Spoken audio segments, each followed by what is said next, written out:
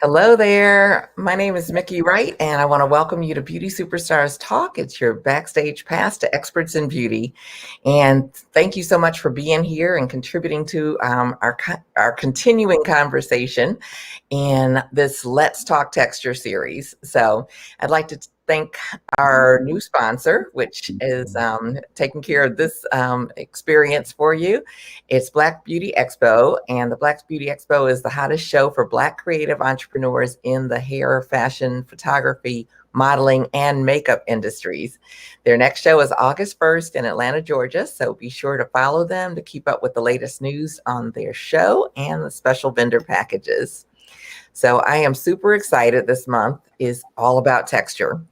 And this is the time to ask your questions. Yes, indeed. Enhance your knowledge of all types and textures of hair and learn what it takes to succeed as a natural hair pro. So it's such a hot topic that you may know someone who has questions and who wants to learn more or grow their business. So definitely feel free to tag them and invite them to join us right now. So about 6 months ago, I met a young lady. She's a tech whiz from Chicago, and she's interested in creating a service that'll help Black hairstylists. But that wasn't the most interesting part. She actually was sharing with me that she got the opportunity to relocate to Colorado for a job opportunity. And of course, in Chicago, there are plenty of places for a young Black professional woman to get her hair done. But in Colorado, not so much. And so she tried to find Black-owned salons there, which was pretty impossible in the town that she's actually in. And so she decided to go to some of the, white salons, and was repeatedly told that, we don't have any training. We don't know how to do your hair. And she was actually in disbelief that people are given a license to do hair and they haven't received any training on curly, coily, kinky hair, or as it's, most often referred to as Black hair. And it really was pretty heartbreaking to hear her story and her struggles with just trying to get her hair done.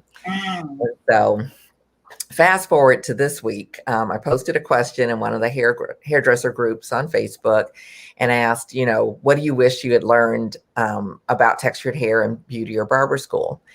And the answers were that mostly they needed and wanted to learn everything.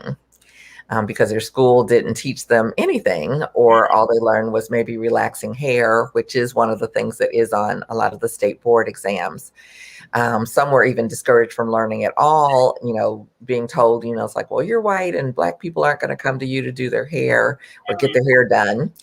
And a few had great schools and teachers, and many are struggling right now because, they're presented with clients and they don't really know what to do. So both situations definitely make me very sad. And it looks like there's not just a gap, but like this huge gaping hole in what's being taught and what we need to learn about textured hair.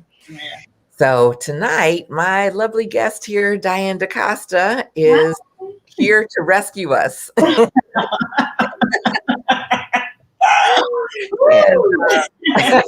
no pressure, right?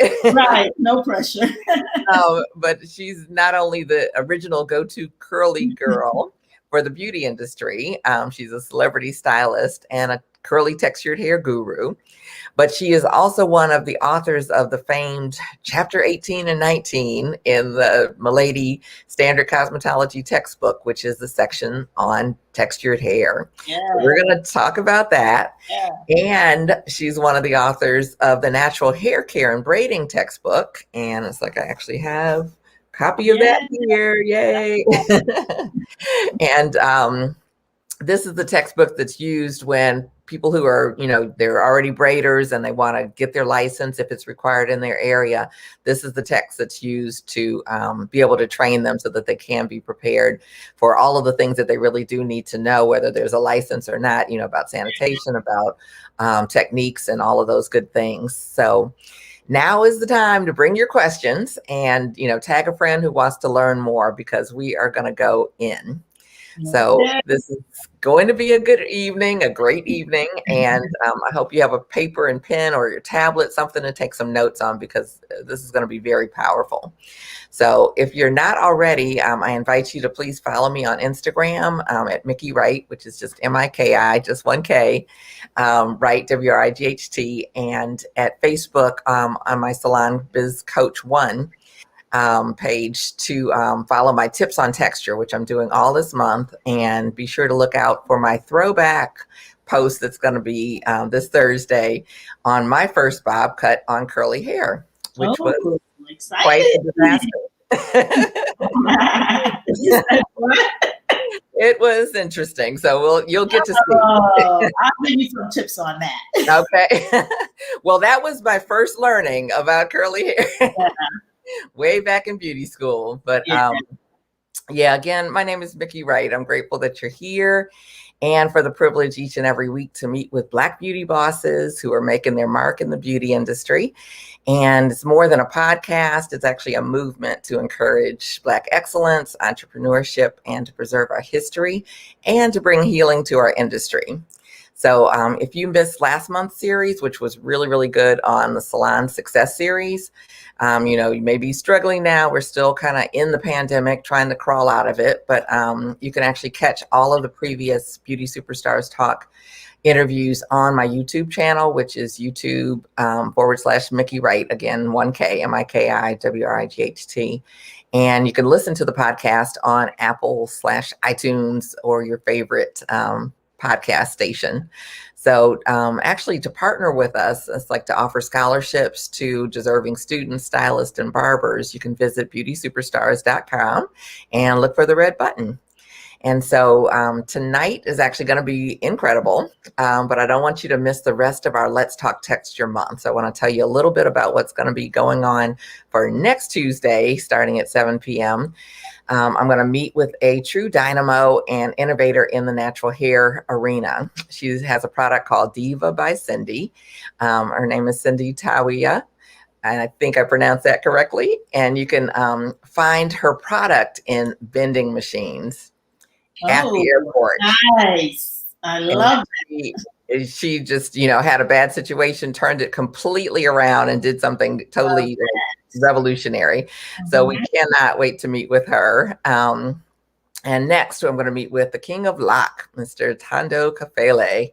And he's rooted in not only the styling, but the culture of the hair of those of us from African descent. So our last session in the series will show you how to find top-notch ideal clients by using Google and social media.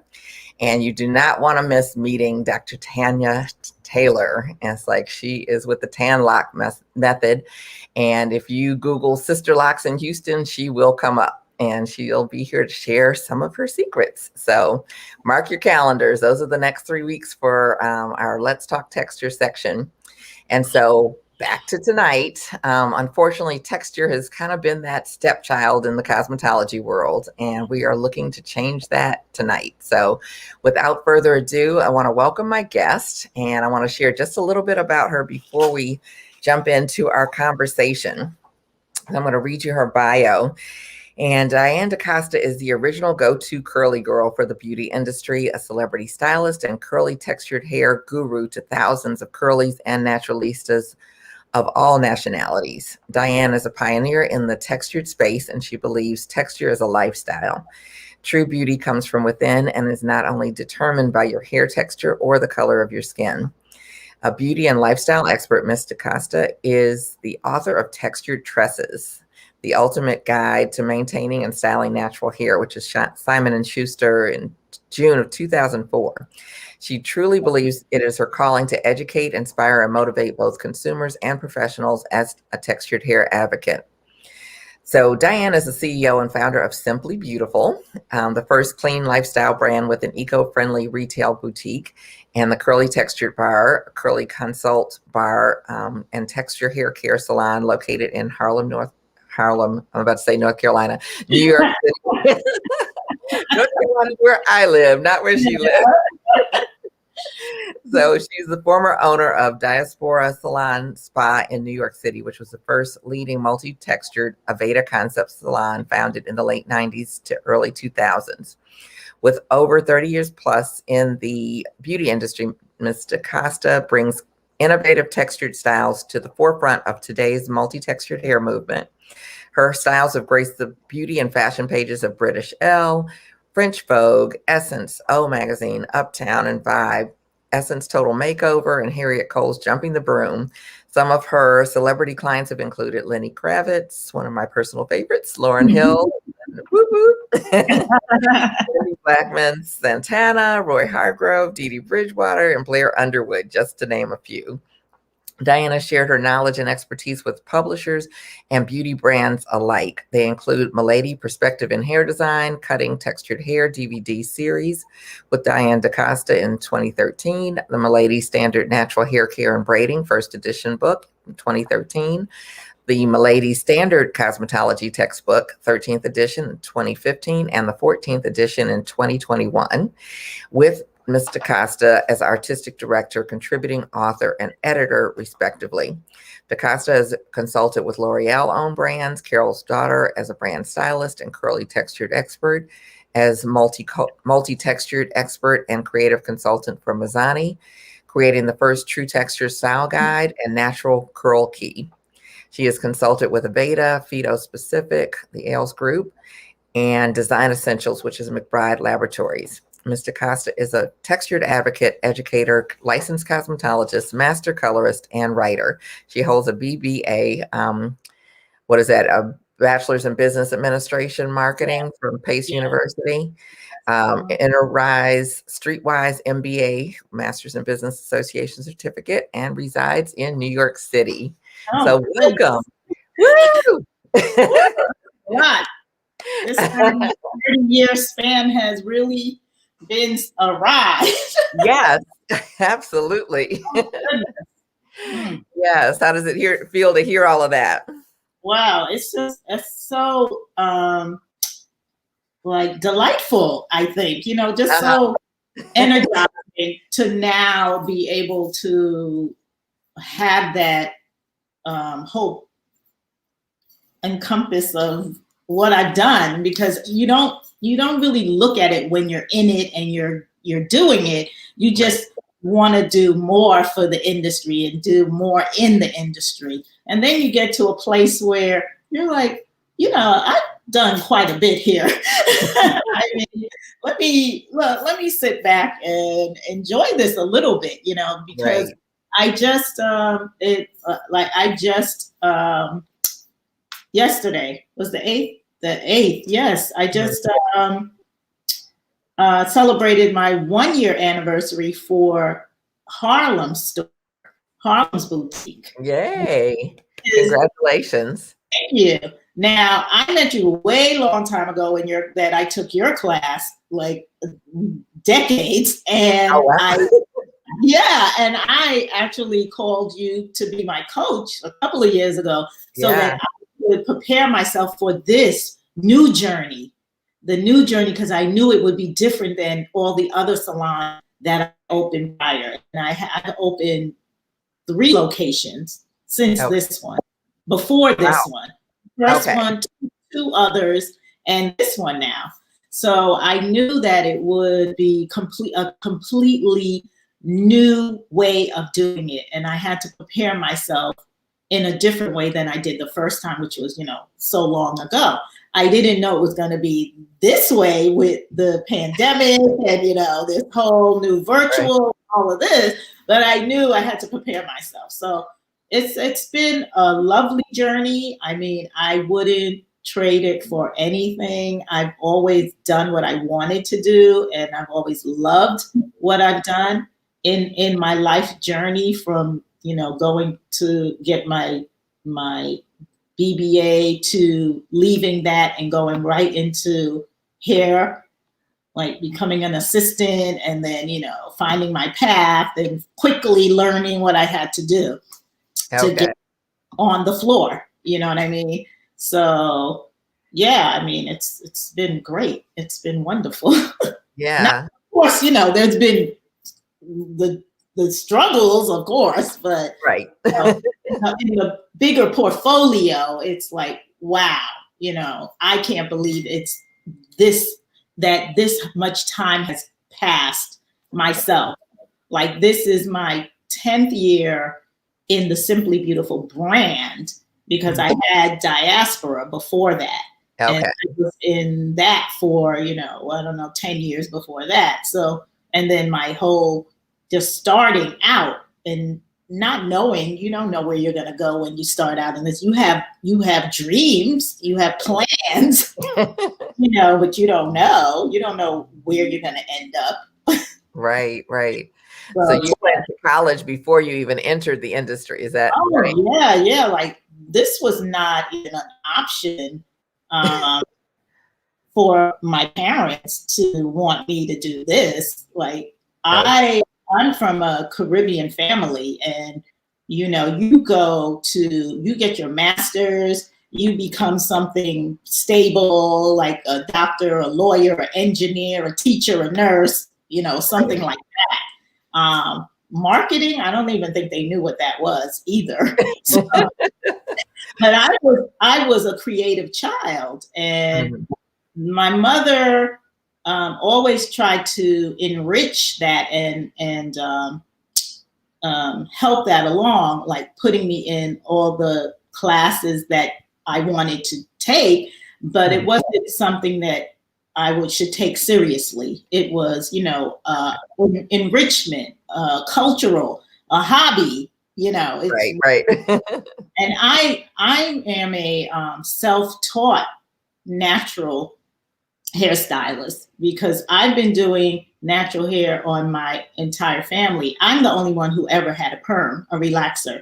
My entire family is all natural, like different curl patterns, different lengths, different textures, different volume, density, and all of that. So I am the one who was drawn to learning how to do different textured styles on myself and my family, So, I taught myself how to braid on my big Barbie doll head, and because I saw my cousins wearing cornrows, and I wanted to, that was in the 60s, I wanted to have cornrows. I'm like, oh, how do you do that? Let me do this on my doll and things like that. So, and then, what they call coiling now, my mother used to do Shirley Temple curls on our hair.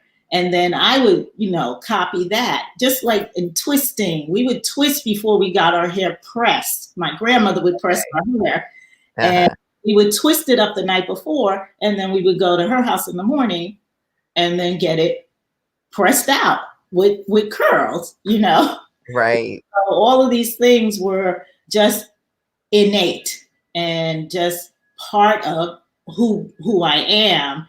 And then when I went to college, and when I was in marketing, I was working in a PR company for a radio representative, radio and television. They sold advertising, and I worked in their PR department, and I had no idea I was going to leave there and go into beauty school. So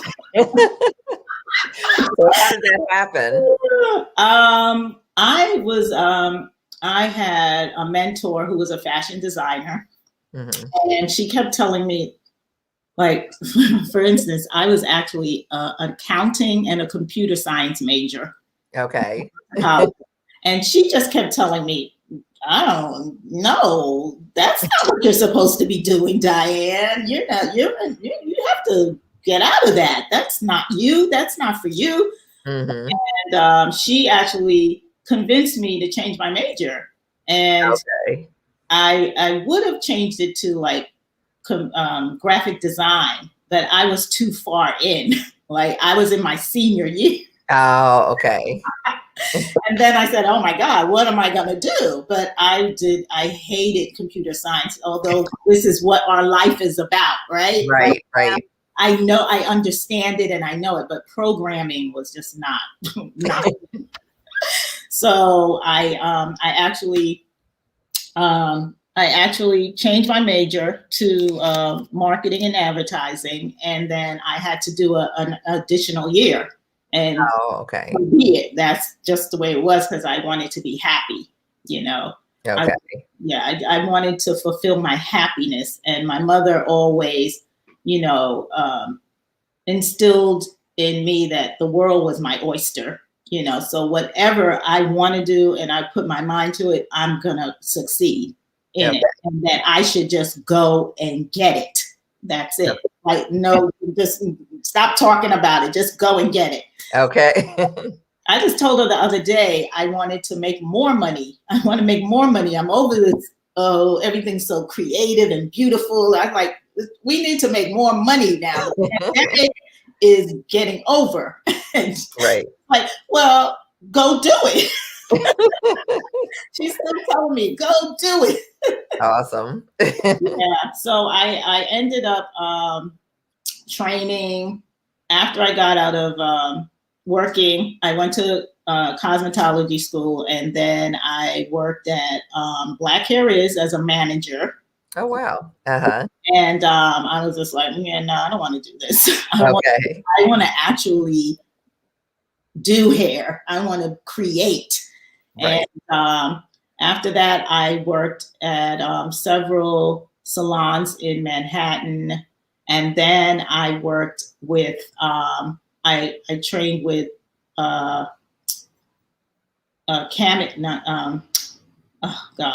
my God, he's gonna kill me. Adamola Mandela, who owned Knapp's in Brooklyn, which was the biggest, you know, natural barber and styling salons in Brooklyn, the Mecca. And he had several salons. And then he opened up this really great, huge, like fashion and salon, barbershop and salon in Chelsea. And that's where I learned how to barber and, you know, perfect more of my locking techniques. And he took me under his wing. I was the only girl in the class. And he told me I was horrible. Like, when I did my demo, he said,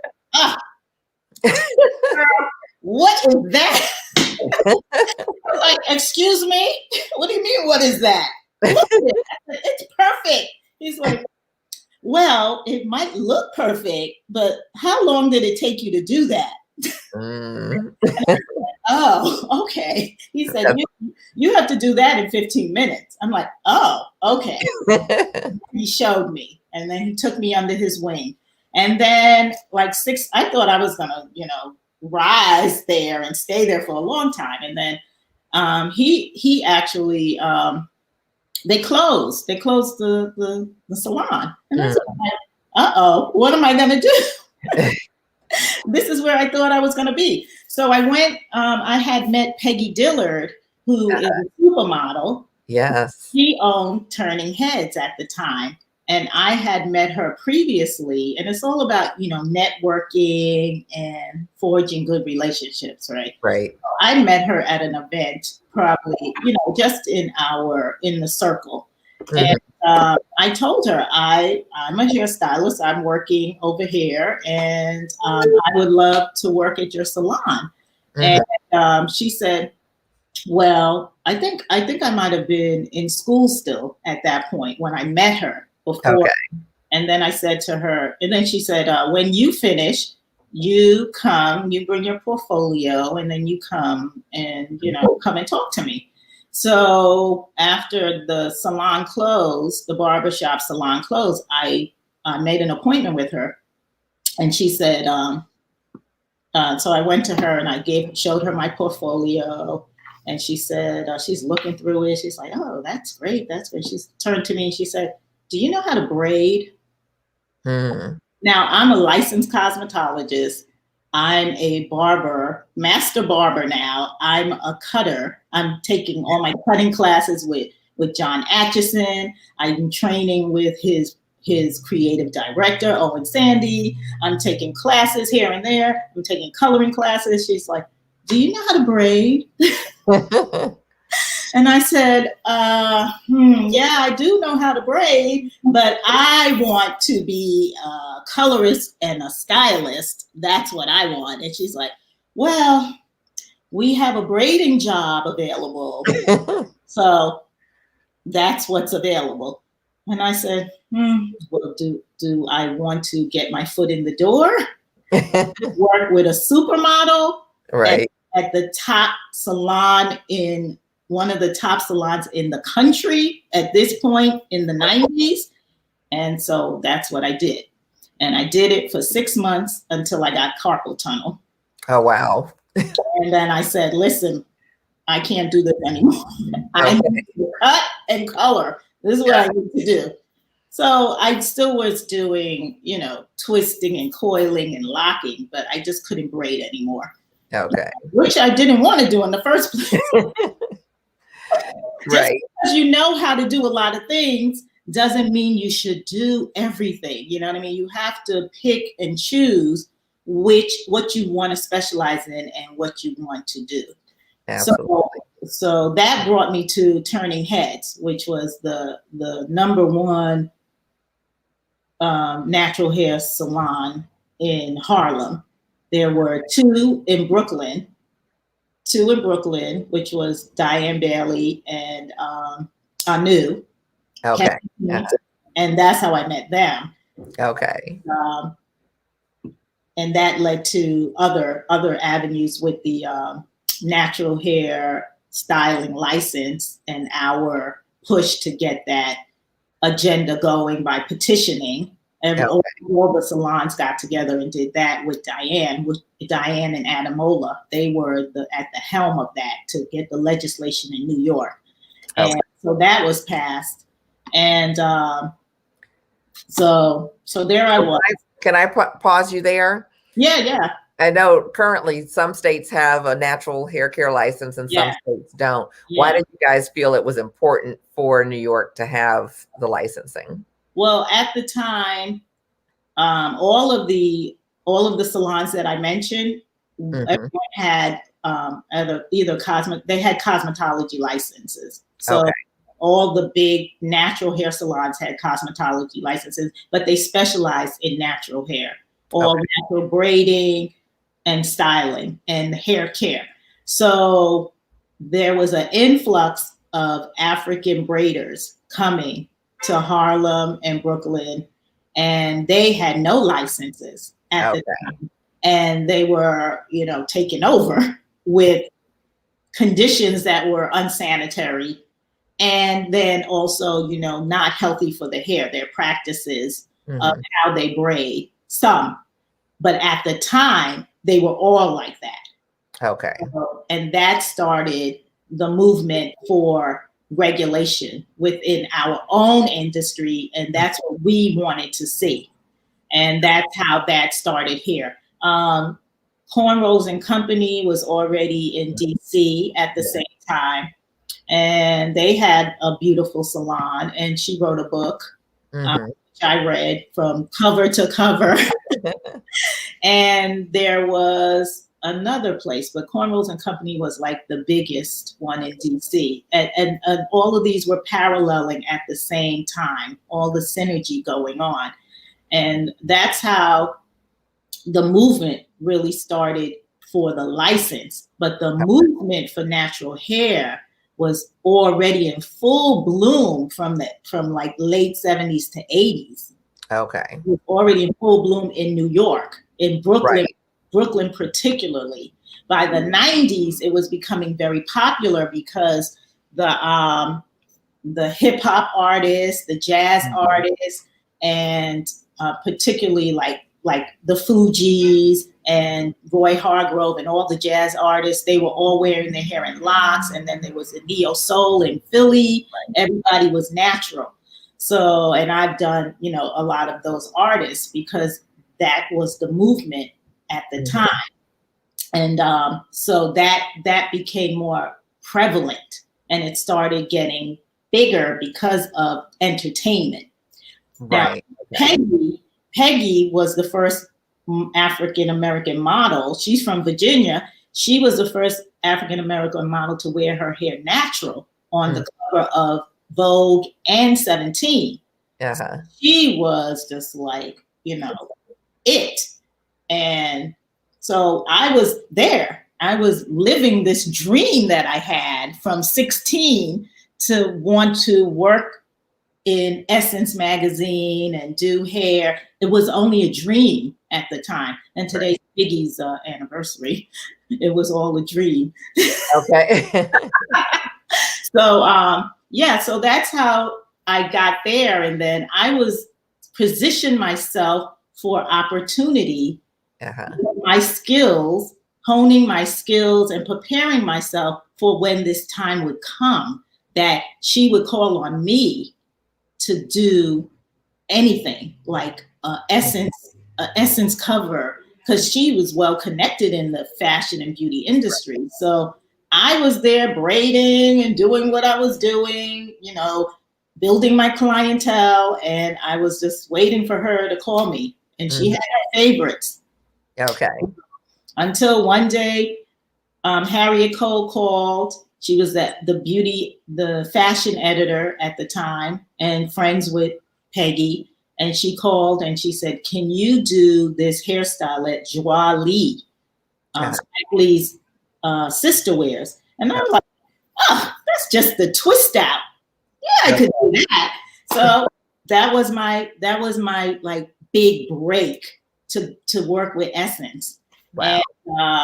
And then I worked with them for like 15, 20 years. They would call me for everything. I was like that go-to curly girl, natural girl. I did color, locks, twist out, coils, makeover books. I mean, they were just calling me all the time. And there were just some really lovely people, like makeup artists and hairstylists, that welcomed me in, that were working there. They've been working there for years already. And they were like, oh, Roxanne Floyd, for instance, she was one of the first makeup artists I met, and Sam Fine. And they worked there all the time. They were like always there. And they just said, "Oh, Diane, you're new. Okay. Put your stuff over there, set up over there, get something to eat." They were just really, really kind and welcoming, because you don't know what's going to happen. Right. You go up there, you're like, "Oh my God, what am I going to do? Who are these people?" I mean, I knew of them, but I didn't know them at the time. Right. So that's how it all started, with me getting into the natural hair, it gravitating to me. Yeah. I was natural. I had locks. I was holistic. I was vegan. I was just like, my whole aura was, you're going to work here. You're going to do this. Meanwhile, I'm telling myself, I'm going to cut and color. That's what I'm doing. But the universe was telling me, no, this is what you're going to do. And this is how you're going to do it. Right. So then you have to do it. Like, you have to be prepared, and then you have to open up and let it flow, because had I resisted braiding, I would have never, who knows? I don't know where I would have been, but it wouldn't have been like that, Right. It would have been something else. Yeah. Well, that is definitely a phenomenal path. And, it's like definitely that space of listening to, what's showing up, what's right in front of me, what's easy, what's next. And like you said, kind of having that big picture thought of, these are some of the things that I want to do, but not necessarily being so like tied to them that it's like, oh, if this doesn't happen the way that I think that it should. And it never does. It never happens the way, because God, his imagination is way bigger than yours. Right. I mean, he created everything. So if you are just thinking here, he's got so much more for you that you like every day. It's like, oh, when you are really truly in your essence of, vibing and, meditating and understanding what's going on, every day is a little gem that's coming your way. And if you are not paying attention, I mean, just today I had two like great I don't even know what to call them. Insights, two great insights that I wanted forever, like forever. And just the mention of it today with the opportunity to actually have it right at your fingertips. Right. Because of relationships and people and, connections that karma, you know what I mean? So every day, when you are truly doing what God wants you to do, truly, and we're not always there, right? We're always resisting and doing, I don't want to do that. Right. Yeah, it's like, we're here to talk about, curly hair and textured hair and all of that. But it's like you mentioned meditation and definitely, that alignment. Yeah. And so I just wondered if you would tell us just a little bit more as far as what that looks like in your life, because sometimes people hear terms like that and they're like, I don't know what that is. Or yeah, I practice meditation, but I'm not always on my A game. And when I'm not is when things are not happening as it should. Now, for example, I've been fasting and cleansing for the last 3 days. And I usually fast and cleanse at least twice a year, but I have not been doing that regularly. And I just started 3 days ago. And this is what I'm saying, like when you're fasting, when you're meditating, when you're getting in tune with, and I'm realizing this actually today as well, that my fasting is actually bringing me closer to what is going on right now, things that I want, things that I've been reaching for, new dreams, new goals. And then I'm getting confirmation. That's the word I wanted to use. I'm getting confirmation of all these signs. And it's because I'm clearer. I'm clear. My body and my soul and my mind is open right now and I'm committed. I'm committed to it because I go on and off of my fasting or my eating habits, because I have a lot of food challenges. I'm allergic to freaking everything. You know what I mean?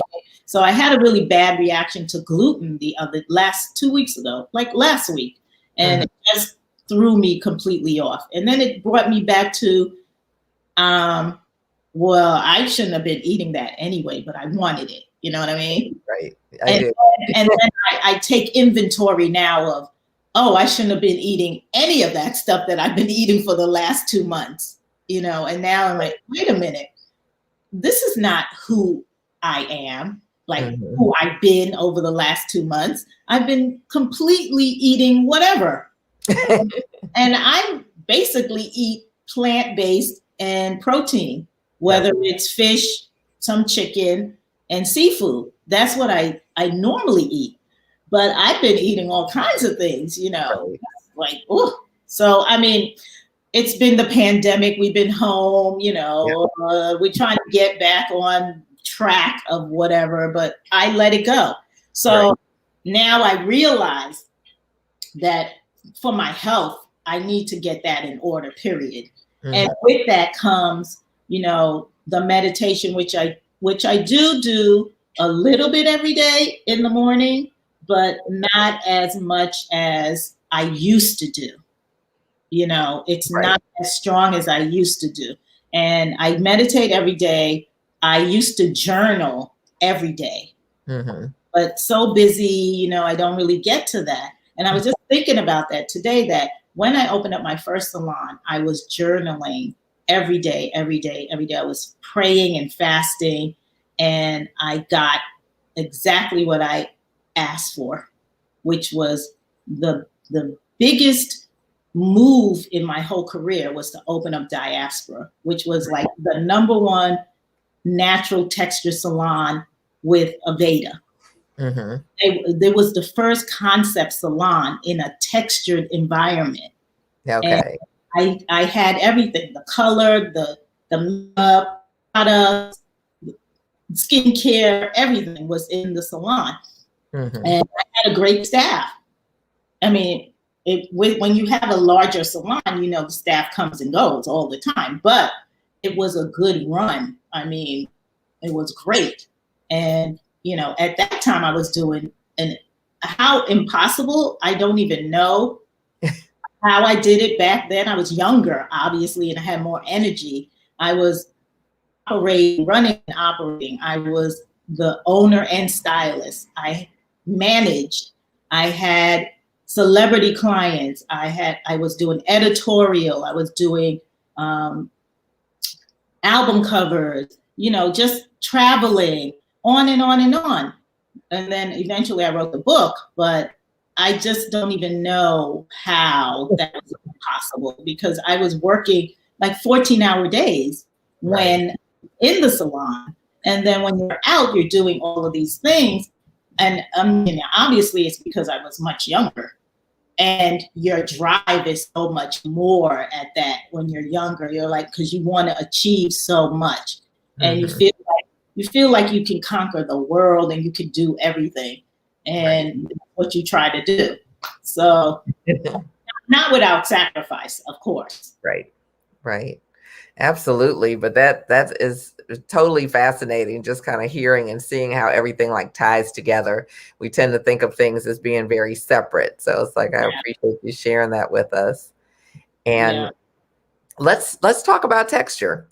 Let's talk about, you know, where to talk about. Okay. Where I dream in color and I dream in texture. Okay. I love that. It's crazy, but my dreams are in color and everything is textured, everything. At this point, it is. That's why I say it's a lifestyle. It's like how you live your life, really. So talk to us about things that you see with the schools and, you know, the training that we get as cosmetologists, and what are some of the things that you see from your perspective, because you had the opportunity to work with my lady and really, you know, it's like, I felt like this natural hair care and braiding book was like revolutionary, that there had never been anything like that before. Yeah. So that book, the first book came out in 1993, the original book, which was written by Diane Da. And then the edition with my lady is the edition that I co-wrote.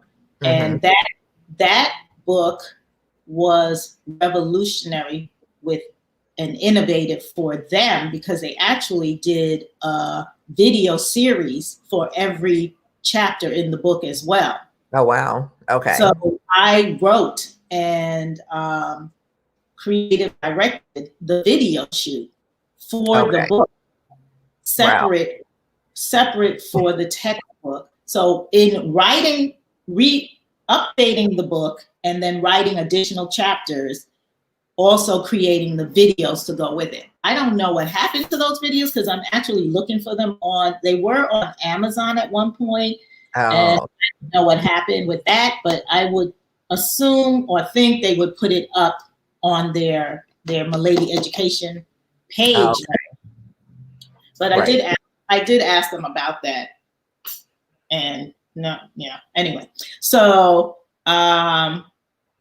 texture and classroom. So we have that book. That book has been around forever, and we have the new updates. We have the Milady textbook, which was updated in 2016, which 18 and 19 was inclusive of textured styling, which was twisting and coiling and bantu knots and flat twists and flat twists. So all of that information was included in 2016, and now the new edition is going to be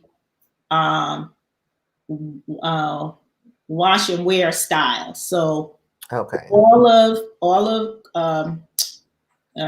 curl and goes or wash and goes and coily textures and how to get coily styling because we already have the textured styling, the textured sets. So that was kept in place, and then you added the and updated too.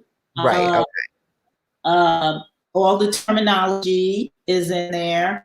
What I think they took some out, but there's a whole section of all the terminology. The original hair typing system, which was Walker's typing system, which is the ABC 1, 2, 3. That's in there. That's where that originated. Okay. And Andre Walker was the first to introduce the Andrew Walker hair typing system in his book. And that's how that was established. But the girls on the internet, that was coming alive in the early, 2000s, I believe. Yeah, in the early 2000s or late 2000s, somewhere, 2000 to 2010. 2010-ish. Yeah, that's when the girls on the bloggers and they all got that, ran with that. That's how that became popular. So we have actually, I've actually updated that whole curly and coily textures chart to include additional coily, specifically coily and afro coily high textured hair. So now it is somewhat complete. There's always more, you can do. But as much as I can get in there, that's in there now. There's a separate consultation for coily and curly hair. There's the main consultation for everyone's texture. And then there's a new consultation and all of the questions for texture, period. Wavy, curly, coily. It breaks it down from wavy, curly, very curly to coily, highly coily. So that's all in there. And there's how-tos. Yeah, everything is, there's going to be illustrations as well as photos. And then there's updates of what was previously in there. So everything is more trendy and modern. So all the images are more updated. So there'll be more like chunky braids instead of, the old fashioned braids and, locks and extension locks and all of these there's a whole section on locking, broken down into all the different categories. I mean, it's quite extensive. Okay. I've been working on it for a long time. Yeah, so, and it sounds like everything is in there. Like there's a lot in there. So what do you see? What do you see as like the disconnect between the students, who are the hairdressers that I'm hearing from, who are out in the world doing hair, who never got this, even though it's, it's so the big disconnect, which has always been my frustration, even when I was writing the first book, is that it's either not even taught in the schools, like they have the material, but nobody's teaching it at all. And it's not on the state board. Nothing is on the state board as far as texture from wavy to curly, coily, and explaining the differences and the characteristics and how to approach it, whether it's blow drying, whether it's shampooing, conditioning, whether it's detangling. Nothing is on the state board. Right now in New York, we still have pressing, Marcel irons, pressing, finger waving, and relaxing. And you simulate those at your test. All of that is on there. And I don't know if all of that needs to be on there as the practical, theory. So even if we did some theory on the state board, that would even be great, because you're basically going to learn most of what you know of texture by actually doing it, Teaching it in theory and understanding is the most important thing. That is the disconnect, because if you can't even understand how to approach it, like you're afraid, fear is the biggest, disconnect for the students and the instructors, because the instructors have no idea what to do. And because it's not on the state board, they don't have to, unless you have a Black or Hispanic, Spanish instructor, you're not going to get any information. And even when they're teaching, even pressing and relaxing, it's done, on the mannequins, and then, that's it. You read it, you learn it, and you move on. Right. And another big concern is, now that we have all these textured mannequins, we should have textured mannequins in the classroom. Okay. When I went to school, I did a relaxer on a wavy mannequin. I wasn't doing a relaxer on a tightly coiled or Afro curly mannequin. So if that's New York, I can imagine what's going on in the rest of the country. Nothing. Right. Because in the first place, if you have no people of color in your school, or maybe one or two in, let's say, where was she? Colorado, right? Right. Then they're not even going to consider teaching in the classroom. So this is a big disconnect on why should everyone learn theory? Why should everyone learn theory and working knowledge and general information about all textures, regardless if you're going to use it when you leave and when you're going to apply it when you're in the salon? Because like you said, 70%, it used to be 65, now it's 70, right? 70% of the world is textured, whether it's wavy, curly, coily, or highly textured hair, 70% now. So that means more than likely 3 out of 10 people is going to walk into your salon and have some kind of wavy, curly, coily hair. So if you don't even know, even if you did curly, spirally, silky hair, and you don't even know how to approach that, you're at a disadvantage in the world. You're at a disadvantage just because the world market is such that you're losing out on how much money you can be making if you just had some working knowledge of how to detangle coily hair or curly hair, how to say, your hair is curly, so we need to approach it this way. Your hair is coily, so I need to detangle it, put you under the dryer, and then blow it out before, I just go with the round brush on wet hair and then try to stretch that to death. You have to know these things. You have to know how to approach the hair when you look at it and not be afraid of it. This is the biggest disconnect of all. And a lot of, I just partnered with some models, an organization called Models of Color Matter. Models of Color Matter, because they are having a big disconnect on the runway and editorial and fashion shows in Europe, here at Fashion Week. When some of these teams gather their team to work with them, they use a lot of students. Oh, okay. Right? They use a lot of students. Okay. And so if you're using students and they're not even prepared with all the runway that's going on now, is all texture. Everybody's doing texture. All the models, even if you're white with wavy and curly hair, they're making it big and textured, right? So these kids don't have any working knowledge, and the models are suffering because they have to add hair, but they're adding textured hair.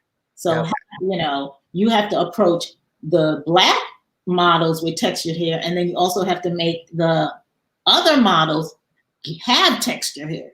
Right. So it goes both ways, right? So if they're not learning anything in these schools, how's that going to work in the world, which we are in because of George Floyd? We are in this now we are here now, and now State Board across the country has to catch up because they've been sitting all back, all nice and comfy. The State Board hasn't changed in 50 years in New York. I don't know about other places. I can only talk about New York. And so that's a big concern. And I started the change.org petition to get that to the state so that we can change this in the classroom and on the State Board, because we've already changed it in the books. The product companies are on board. You know, diversity is not great, but they're working on it now because of the whole awareness. So everybody is looking now for more textured representation on a creative, artistic level, right? So you have some guidance in every brand now. Every brand has a product for curly and coily hair. Every brand out there. And, you know, they're coming out with products every day, more and more and more and more, whether it's, you know, clean beauty or just styling. Right? There's just an array of products just overwhelming now. So they're already there. They've been there for years, you know. They've been there for years, and now it's just the whole natural movement is great because a lot of women and Black-owned companies and stylists have their own product lines. Right. So this is what the greatness of the whole movement and texture has brought to the forefront, is that there's entrepreneurial and financial gain for everyone. Right. But then you have the stylists who are not prepared to work in the field. So how are you going to get a job with a company, a brand company, in their textured market now, which is 70% of the market, and you don't even know how to do texture? Or you're trying to get on Broadway when they open back up, or you're on a movie, or you're working at fashion, or just simply doing editorial. And now you have to, you know. Yeah. So what are some first steps that people could take? You know, it's like, I didn't get what I, needed in school. I'm unsure. I do have some fear. What would you say would be like kind of a 1, 2, 3, like, this is where I would start to kind of start the learning process, basically? Well, it's simple. There's textbooks. Okay. Right? The textbook that is, the first, because it is a textbook. So when you're saying textbook, are you talking about standard natural hair care guide? Okay. Right. So that you can buy that online. You can buy it at Milady. You can buy it online. Oh, nice. You can buy it on my website, SimpleeBEAUTIFUL.com. My book is still available. That was the first basic styling of textured hair. And that's right behind you, right? Textured Tresses. You can still buy that book. Awesome. Let me put you can still do this book. Okay. There are I give digital classes on my website. I have digital classes. There are and that's SimpleeBEAUTIFUL.com. You can go to that and take some classes. There are so many classes on Facebook and Instagram now.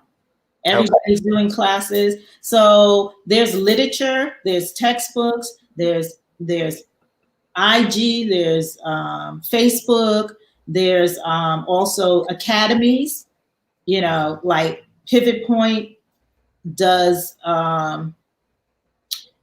Pivot Point actually is one of the schools that has already incorporated texture into their program, as well as Paul Mitchell.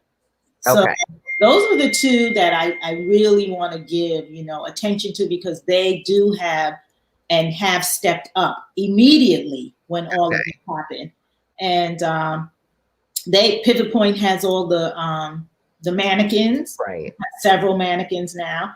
And there's product companies that have academies, so you have your you know, depending on the texture or curls, you know, if you want to do curly specialist versus, you know, all textures or highly textured hair. There's different brand companies that have their own academies, and you can take classes and certifications across the board.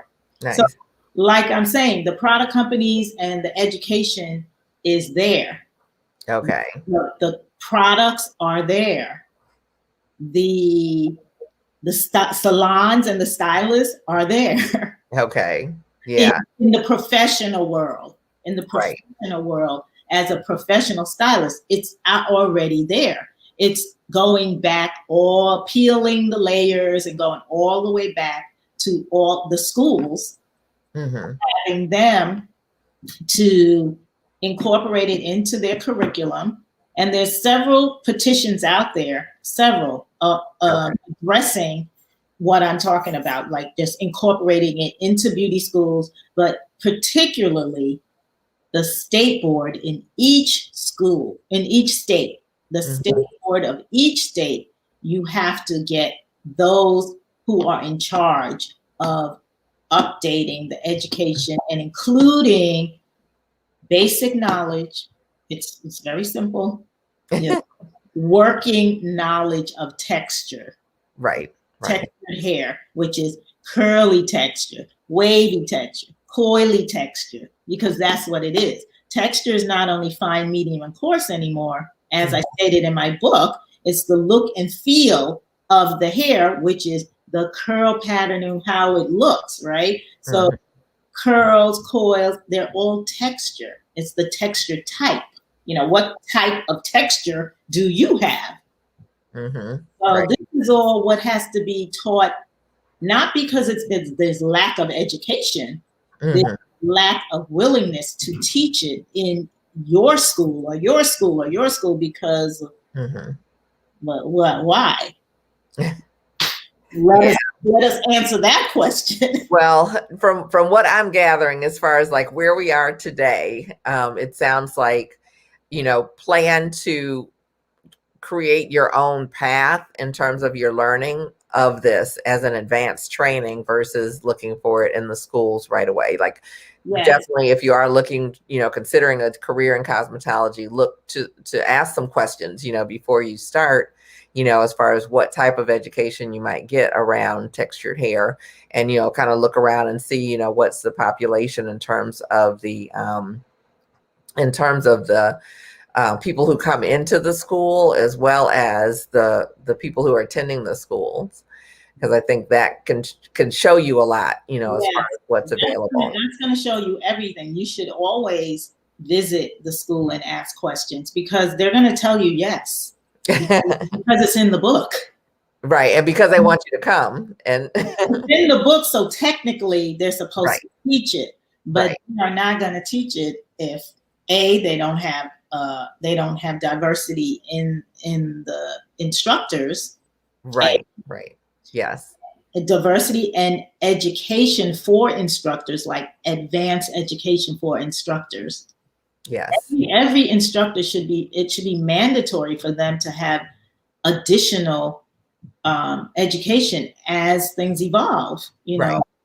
So that's priority, you know. Yeah. If you're an educator, you are of color in a school, I would bring this to their attention, because I mean, lay it out. It's facts, it's numbers, it's finance, it's economics.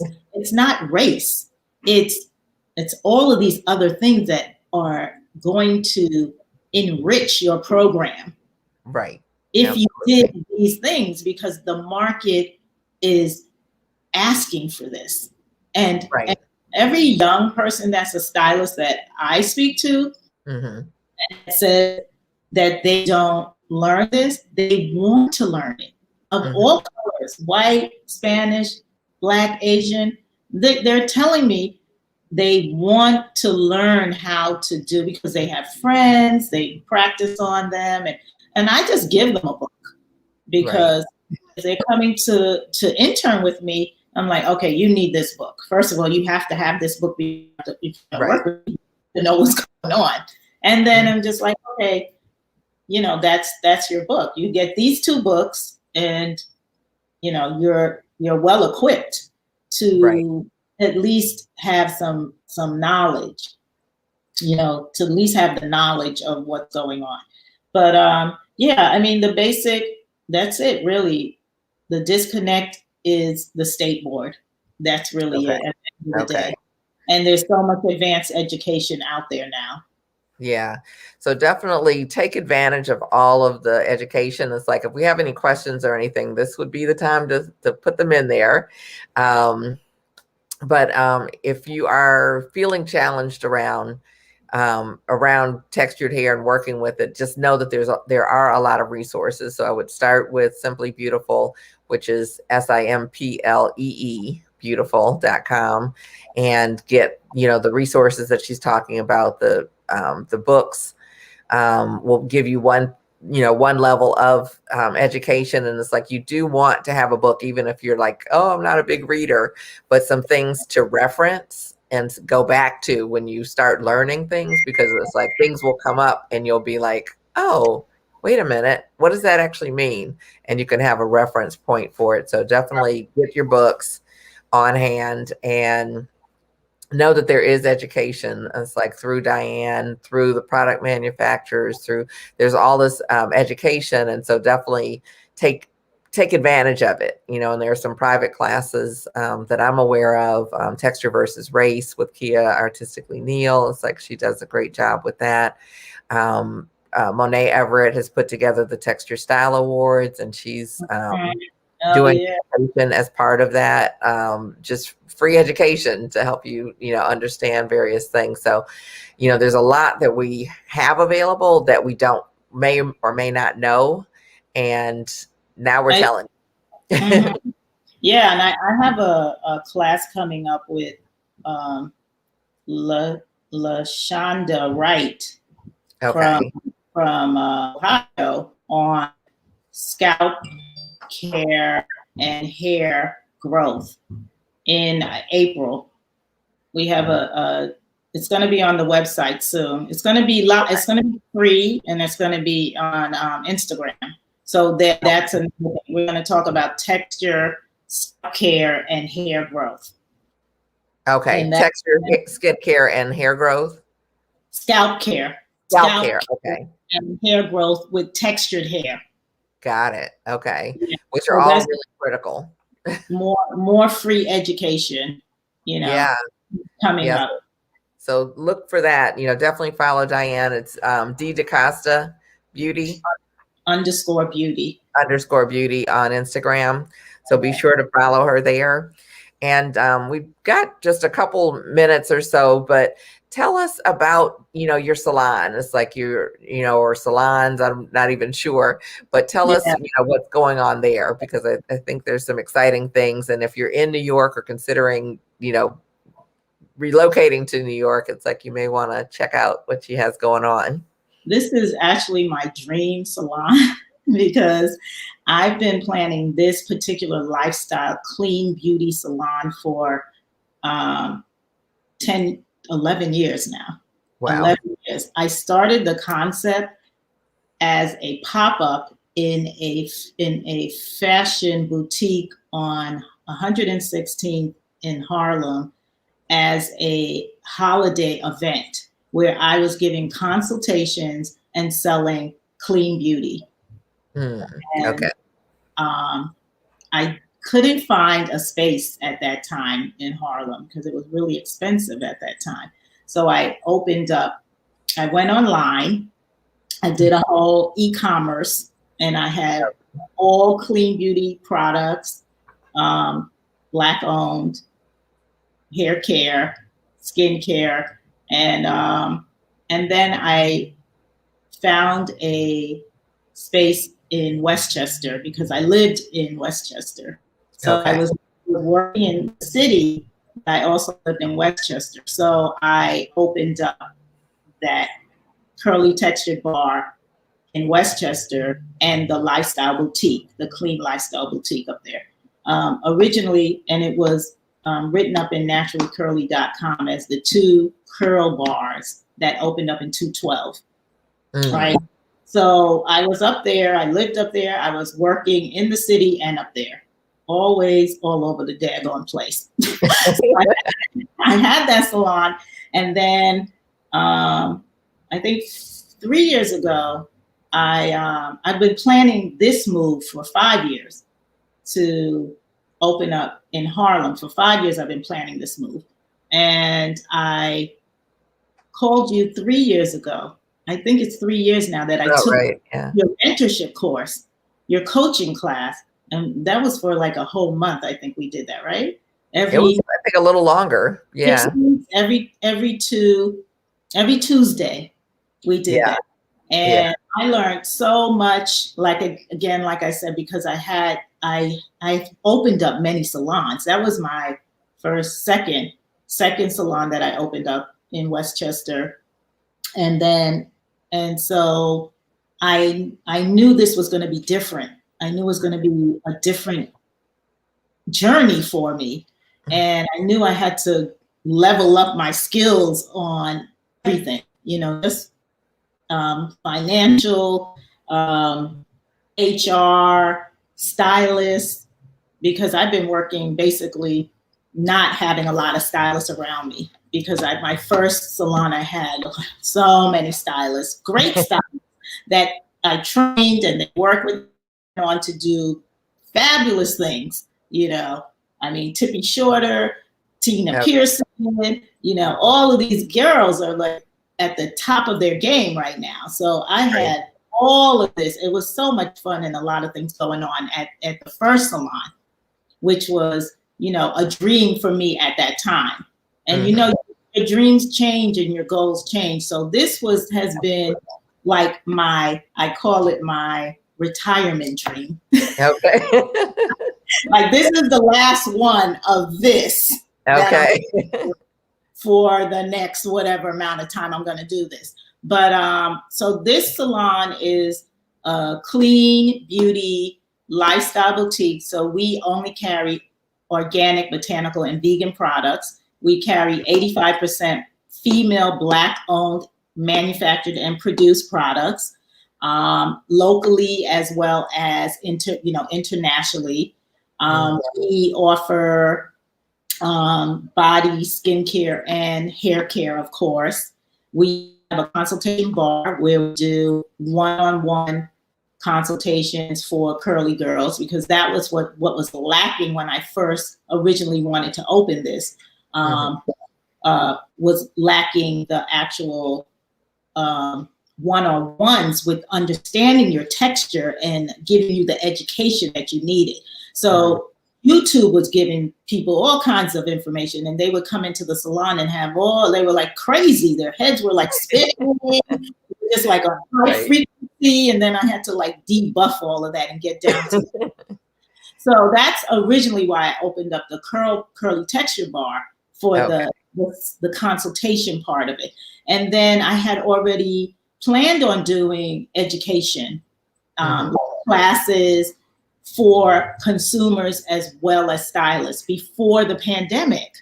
And the pandemic happened, and then everybody was doing education. So I was like, this is interesting. I'm just gonna lay back and see how this goes. And then I started the Curly Textured Academy online for digital education. So you can go on my website and you can just pick whichever. Right now I'm doing hair cutting, and then on Facebook I'll do like consultations and texture identity and things like that. And so here I do. So I offer digital classes where you can just go on and pay for some and watch them, or I have free classes on there as well. For cutting. So I'm in my cutting series right now on texture.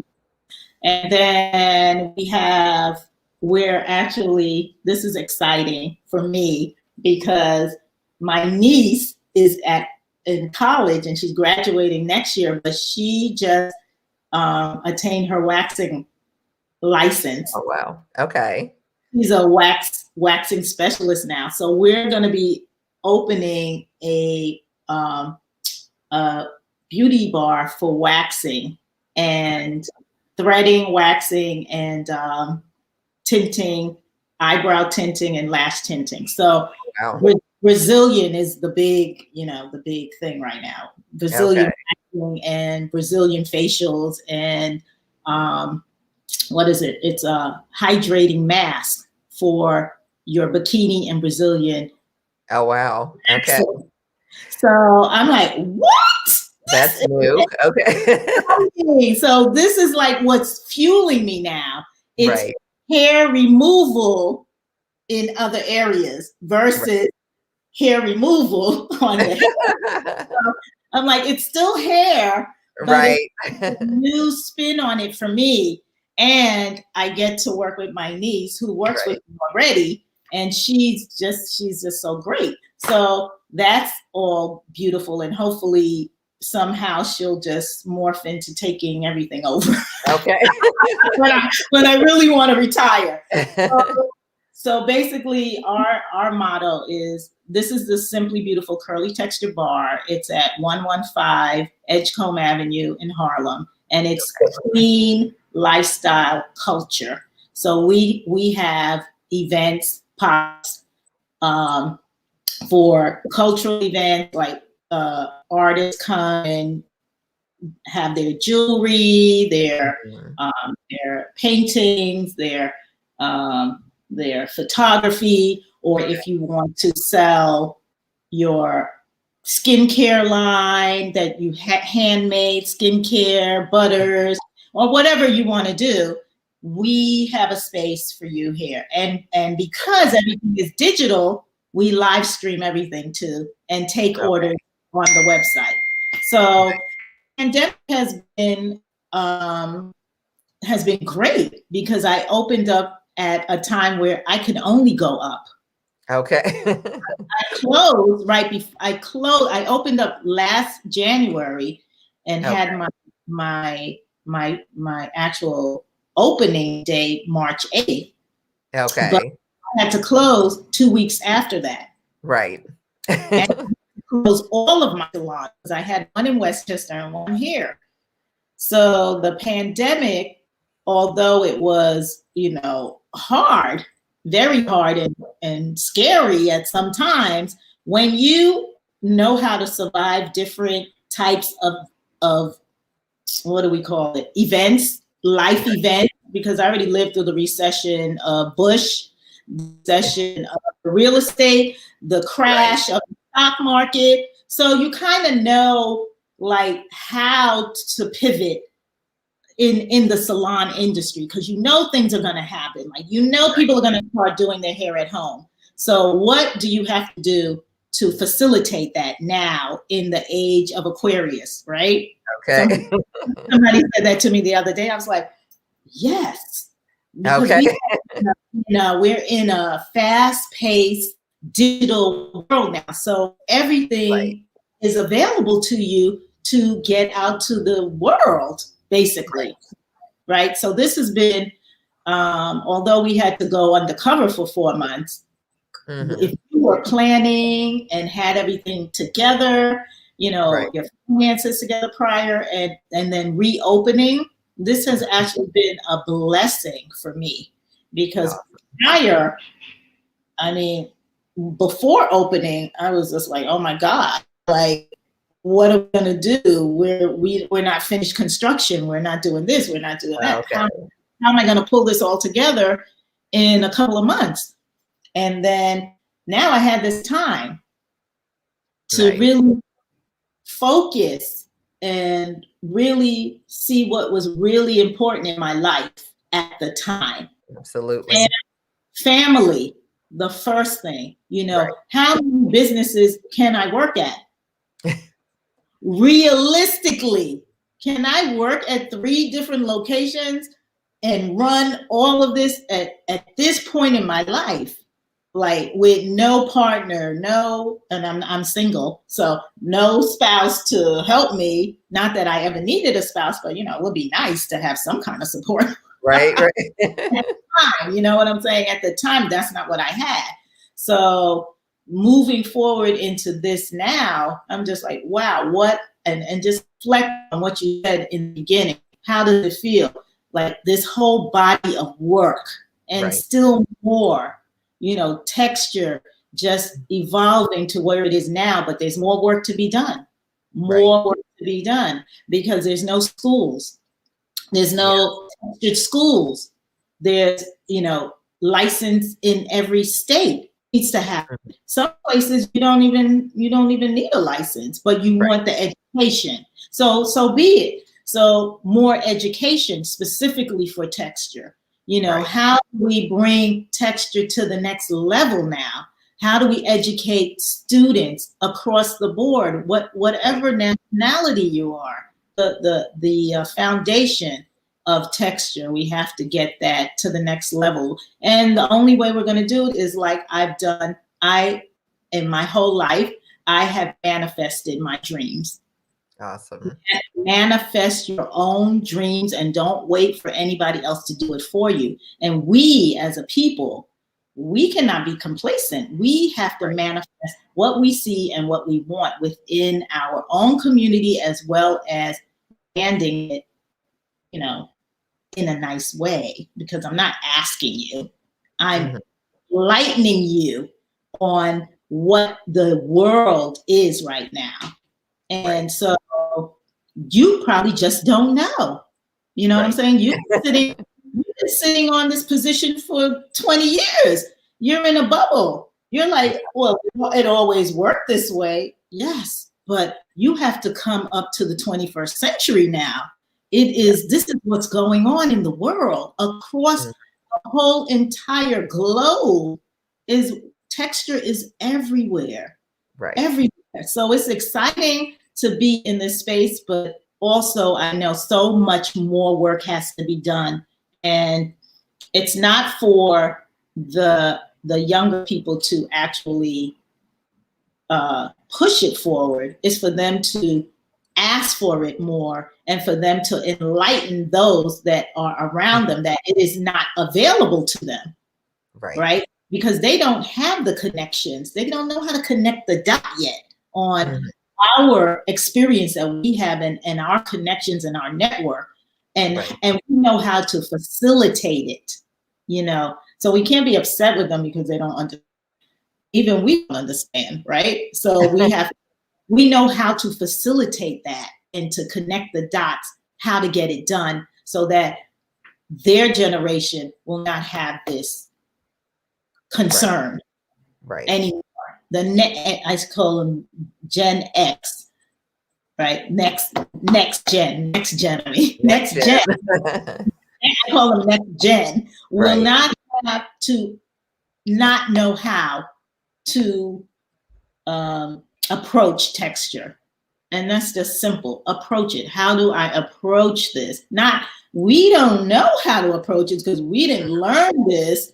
How do I approach it? And how can I do this? Because it's beautiful, right? And texture is your life, right? So that's how I feel about it. I have a new agenda now. Like, oh, okay, let me go on this. Somebody called me the other day and they're like, oh, I'm like, yeah, I've been a little lazy in that, you know, department because I mean, I have so many other things to do, but it's like, there's really no excuse. I can make a few emails, a few calls and get this going, you know, get this ball going. And then it's gonna go. It's gonna go where it's gonna go. We'll continue to keep us posted with what we can do to support your efforts, you know, and definitely. Well, I mean, right now, everyone can start a campaign in their own state. Okay. On color of change. What is it? What is that? Not change.org. There's another one where I think it's color change of color. Something about it. I'll post it. Yes. There's another one that's a little more progressive. Okay. Another petition that the Crown Act is on, and they're part of the Crown Act. So you know the Crown Part of Act. the Crown Act. Okay. Yeah, I think Virginia is past the Crown Act already. Did they pass it? I don't know which states. There's about 7 that have passed it already, and then it's gone to a national level. Yeah, Connecticut just passed it on Friday. So, oh, wow. Okay, so maybe that's 8. Yeah, so now I think it's 8 now, and so with that petition, that platform is a little more aggressive, and if everyone could in every state who wants it on their state board or whatever entity makes the decisions about including it in classes or in the state board, they should start their own petition in every state. That's the first step. And then once one state passes it, along with the license also, you have to lobby for the license. Right. As well. I mean, there's still a lot to be done, Absolutely. Natural hair license or inclusive in the textbook, which it is. It's in the textbook. Milady is updating their whole book. They're making the whole thing inclusive. So they've already taken the steps, and it just needs to go further now. So bureaucracy, but without what you said, without change, Right. It's a journey.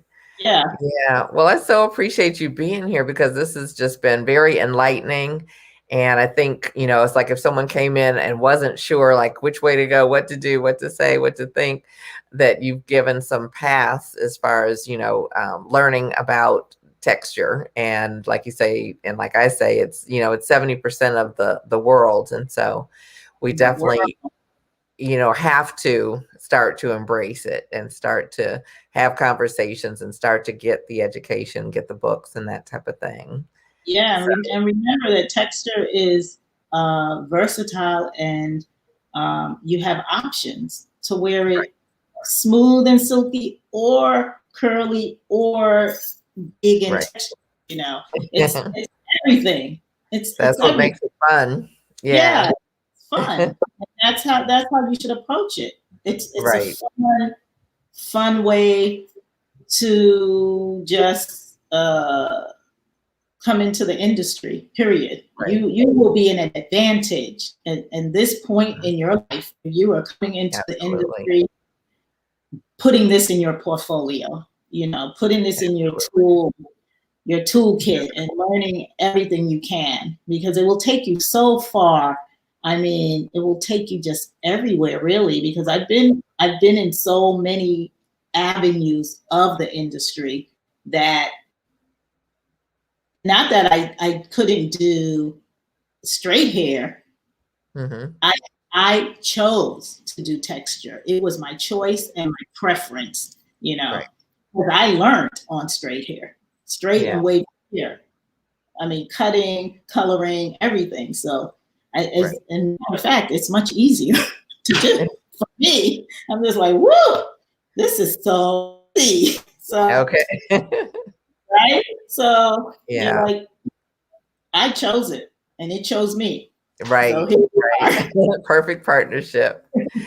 And we will be continuing our talking about texture into next week. As I mentioned, Cindy Tawi is going to join us, and she's got Diva by Cindy and has some really, really innovative things, working with vending machines, working with the airport, and getting that. So awesome. Yeah, and she's a dynamo, so you guys are going to love her, and and it will open your mind to possibilities about things that you can do. And so she's going to be here next Tuesday. Then the following Tuesday is when I meet with Kafele Tando. Hey, yes, I love it. And so he is very much about the culture of our hair, and so I can't wait to have the conversations with him.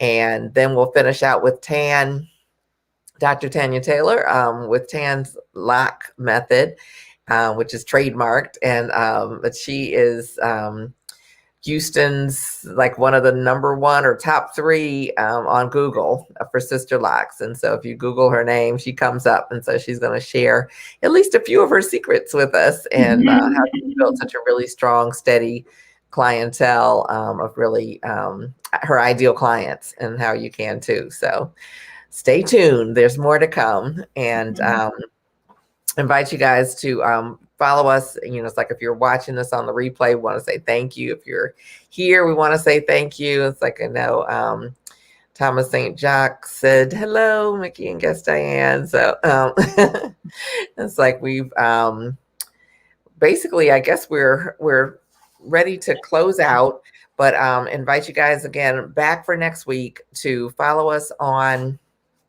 YouTube, where you can catch all of the previous ones, and also with our podcast on iTunes and Apple/Apple and all of the other platforms. It's available as well. And we're still in the process of adding more to that, but I got notification, I think last week, that we were number 235 in the podcast for the fashion and beauty segment in the US. And so with just starting out, I was like, yay, that's exciting. So thank you guys for listening, and continue to listen and share, because we are bringing you these amazing Black beauty bosses every single week with things that you can actually use and implement to enhance your business. And be sure to check us out at beautysuperstars.com. It's like we are setting up some scholarship opportunities for deserving students, hairstylists, and barbers. And so you can participate with that. It's like a big red button at the top. It'll take you right to the page. So thank you so much. And I will look forward to seeing you guys on Tuesday. And thank you again, Diane. We really appreciate your wisdom and passion. Oh, thank you. It was great. I enjoyed this segment a lot. Thank you so much for having me. Well, all right, then. All right. Everybody have a great night. Have a good one.